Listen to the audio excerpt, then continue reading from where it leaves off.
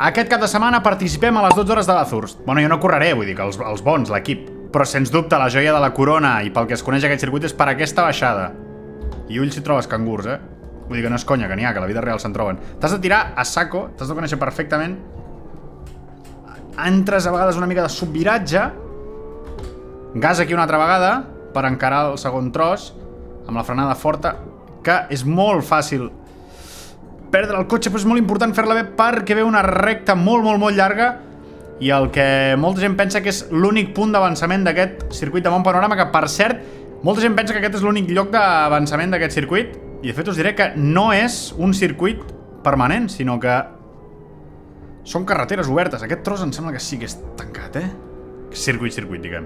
Vinga, i tanquem la volta sobre els 2 minuts 2:11. No està gens malament per anar xerrant i tot. Doncs ara només quedarien 11 hores i 58 minuts.